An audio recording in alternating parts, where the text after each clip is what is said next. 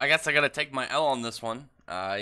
I believed that Vonica was going to get sealed up and taken prisoner, and then we can get like some cool Hannibal Lecter style setup for the for her character. But I was so close. I was close. It was unfortunately the determining factor for that was Megicula. But the fact that if it wasn't for Megicula, that Vonica would have been sealed, I at least have that almost win. Not really, but almost. I at least get that solace of being if it wasn't for this character, then I would have been right. But that's not the case, obviously. So during this, like obviously Nero has like her runes on top of her arcane magic sealing spell, and it looks like things are going well. Lolo just likes to try, she goes down to look at the curse on her stomach. It's not doing anything. It's not going away. It's still present because they're like, okay, any of the effects that she has on people in her curses and whatnot should be gone, and then it should be cut off right now. And she was going to be, safe from this death curse that is going to come to her at some point. But yeah, it didn't go away. It didn't go away, and the reason that is shortly after that, when they're talking about it, here comes Megicula, and I do really like that the devils are going to look seemingly going to have their own type of speech bubble, because we see Megicula has like this weird like ring with balls on it over over Vonica's eye, and that's also like along her speech bubble. So I'm wondering like how exactly that's going to be for like Dante and Xenon. I had to go back. I don't remember it being used, but I'm guessing it's not like when using devil power, it's when the devils themselves are talking. Like I can't remember if there was anything for the word devil, or I don't think the anti-magic devil had anything very crazy. I'm just looking it up right now because I didn't think about it like in terms of the other ones, but I guess that adds a little bit of extra character to when you have some weird question like that, trying to figure out, do I need to go back and look at these other parts? And it's just nice to see. Oh, there was a degree for the other two. I forgot there was like the weird kind of fiery look for the anti-magic devil. See, it's nice to go back and look and see things, and figure out areas that you otherwise wouldn't have really paid attention to, or maybe just didn't notice.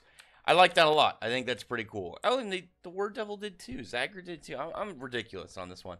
Anyway, going on it. I can't believe I didn't pay enough attention to that. Like I wasn't looking at the speech bubbles. I guess with Zagrid's, his was more of just kind of like a little bit wavy, and then the anti magic devils was definitely weird. But I didn't notice honestly that they were all getting their own ones until Megicula. I like that though. I like that I got to go back and look and then figure something out that I missed. I think that's very fun. But anyway, getting to the chapter, we have like just Megicula breaking out, and I really like this panel. I figured other people would probably use the one of like Noelle like piercing Vonica and Megicula's like torso, or like Vonica and Megicula talking or something like that. I really like this one. This was probably my favorite panel of the chapter because I like seeing the runic letters just kind of exploding out of that body of water as it's just kind of like completely dissipating. I thought that just visually looks really cool. And I like that the runic letters get like pushed out and then they go back and they like seal up Nero. So now Nero's out of commission. And you just have this like devil, like black energy just raining down from the sky. It reminds me a lot of, well, I assume it's black. It might be one of those times where it's just because it's in black and white, maybe the color's different. Kind of like the one I was thinking of, Ulquiorra in Bleach when he first uses his Resurrection, and his Ryatsu kind of like rains down, and it's like this black and green energy rain. That was fantastic. That's kind of what I remembered from this one, and maybe part of why I liked this one so much as a chapter. But Noelle's like out of commission. She's like her mermaid form is falling apart. You have Nero sealed up. Things are just not looking good for relatively any of these characters. People are looking just absolutely ragged and run down. I mean, like, you have Megicula taking over part of Vonica's body and talking to him, talking about how, like, oh, humans are inferior to us, but sometimes they manage to exceed our expectations and do something pretty wild.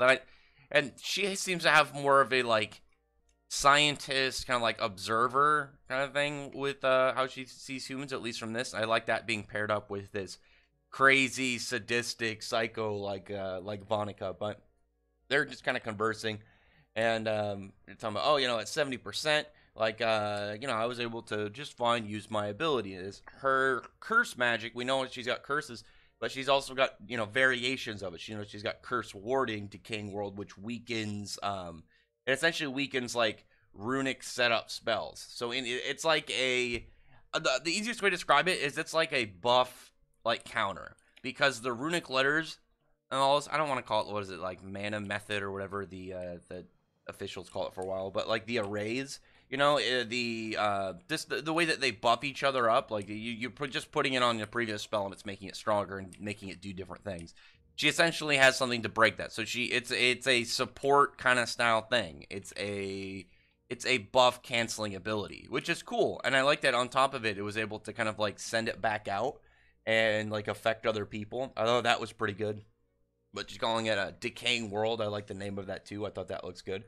But on top of that, she's also cursed Undine, and I feel like other people have already predicted this. I think Lolo's gonna die. I don't see how exactly she can survive this. I mean, the only character nearby that would be able to show up and maybe do something is Gaja, but I don't know if Gaja is going to be able to really contend with Magicula at this point. I don't know. Maybe we'll see like his full power and he's able to ward these guys back off. Or maybe Noelle's attack at the end maybe injured him and something happened that like they can't heal properly from it, and that's when Gaja comes in. Because if they don't get her like rendered like essentially unable to fight, or a point where she has to retreat or something soon, then characters are just gonna start getting killed, because the Dark Disciples are just getting back up every single time. The other characters only have so much magic. They're gonna eventually, the damage that they have is gonna start to stack up on them, and like Lolo is out of commission. She's not a fighter. She's like a support style person, and Undine is like her big like buff, obviously, with like this very powerful water spirit. I still think she's gonna die, and I think that Noelle is gonna get her spirit, and then maybe because of like the mana gap and the fact she was cursed and damaged, maybe she'll kind of like shrink down and become like a much smaller spirit. I don't know. I'm just trying to figure out some ideas for what's to come now, because things aren't looking good. Like, when they're at least in the Clover Kingdom, there was the fact, like, with what was going on with Asta, it's like, oh yeah, well, Yami could show up, or any of the captains, because they're still within the borders of the Clover. And that could have happened with William, but obviously it's not the case, and it was still a possibility for them. It just didn't happen. It was unfortunate for them. We did get Yami showing up to help the Black Bulls, but for these guys, they're in the Heart Kingdom, and the only character in the whole Heart Kingdom that we know is like a potential like contender to even do anything against a character like Vonica and Magicula is Gaja, and I don't know if Gaja's going to be able to really do anything other than maybe damage him enough to retreat. Obviously, like he's not able to do it himself, but he may be like going all out and doing some crazy things. Like they could do some form of like, oh, we have to draw back for X and Y reasons, but we're not really defeated. It's more of like some circumstance that we have to go back, or something like that. Maybe there'll be a reveal about something with Noelle's magic, because maybe it'll have some reason of why Aesir, like, maybe it's why Aesir went to go fight Magiki or something. There's definitely some mysteries in there that we still haven't seen. We know that Noelle's obviously very powerful, and clearly like a descendant of a pretty big deal amongst royals like Aesir. So her having some form of extra trait, like, because right now she doesn't have anything crazy about her magic other than that she just has a very large mana supply. Because obviously Asta's arcane, he's got anti-magic swords, he's possessed by a devil. Yuno has like a 4-leaf Clover Grimoire, he's got the spirit magic. We know there's probably more to him as well, but I mean, just in general, the spirit magic by itself is really good. I think Noelle should get spirit magic as well, because I think Yuno's will start to branch further than just that, with like the whole spade thing and the elf spirit and whatnot. I think there's more going on with Yuno than just that, but I think Noelle could benefit a lot just focusing purely on like Undine, and just how it would affect her abilities as well, because we know that she has a very large supply of mana. And Tabata himself said that like her level is like a potential to be around equal, if not surpass, like her mother and Julius. So when we've seen someone like Laura, who has a very high level of mana, clearly using like support spells to like the degree she has, think of like what Noelle's going to be capable of when she gets like a very high level spirit, gets her magic way more increased, and then dropping like her Sea Dragon's Roar or her Naga, or her Sea Dragon's Nest. I was remembering back when it was translated as like Naga spells, but you know what I mean?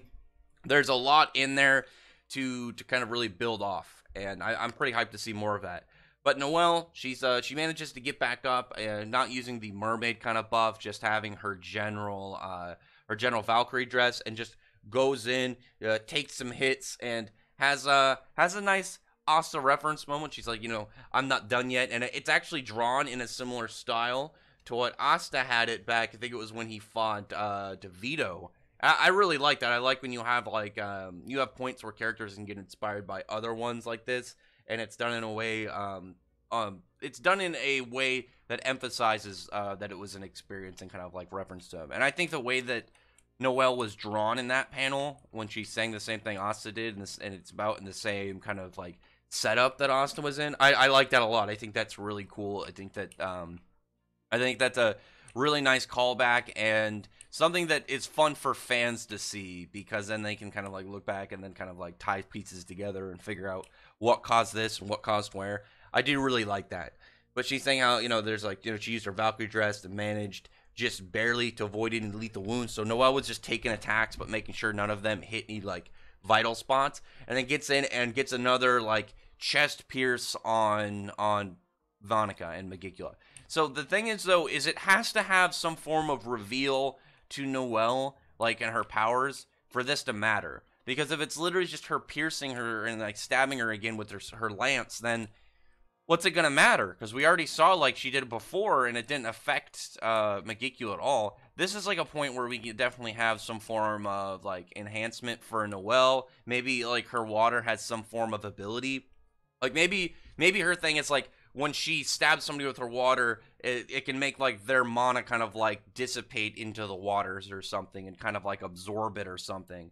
Or maybe she can, something like that, and then it can have like kind of like a crowd control, maybe more like a, kind of like a crowd control kind of CC style ability that she can have with her water. It's got to have something that makes it more effective, because otherwise then what is this stab going to do? Nothing. It will have absolutely no real effect. It's got to have something where it's like, oh, she unlocked X, Y, or Z power, and because of that, she was able to damage her. And this is a time where it should be that you have like stuff unlocked, characters getting some flex points, because we know that they're not going to beat Vanica. Like the Dark Triad, these 3 Dark Triad fights, they've been primarily to flex like these bad guys and show how powerful they are. From when we actually get to the end, like when we get to their real fights, when we get to like the deciding battle of when they're defeated, we'll know like beforehand how strong these guys are. And I like that a lot.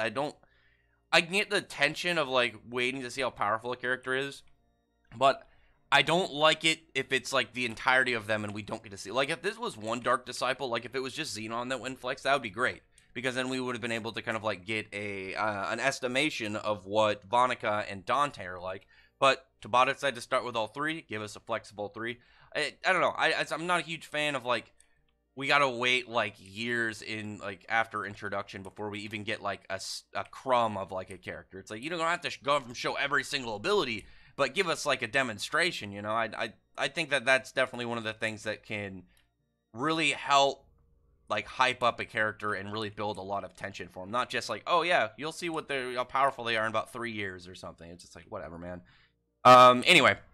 I think this is a really good chapter. I'm hyped to see. Like I said, there has to be some form of reason why she's pierced her, and it's gonna matter. It can't just be no reason.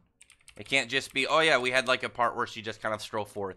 If there's some form of hint, like, because she says that there's like a point where clearly she has a reaction to her, and I'm guessing it has to do with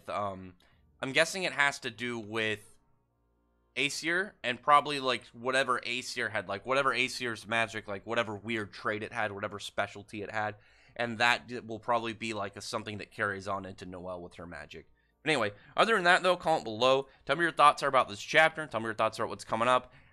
I mean, like I said, do you think it's really gonna matter if she doesn't have some form of extra power unlocked? It won't make sense to me if it's just like, yeah, Noelle just stabs her and then gets beaten again. There has to be something that triggers a response to why this one mattered more than the rest. But anyway, other than that though, comment below, thumbs up the video, from the like button, subscribe button, and check out my other videos. But other than that, I appreciate everyone who's already subscribed, and thank you all for listening. Bye.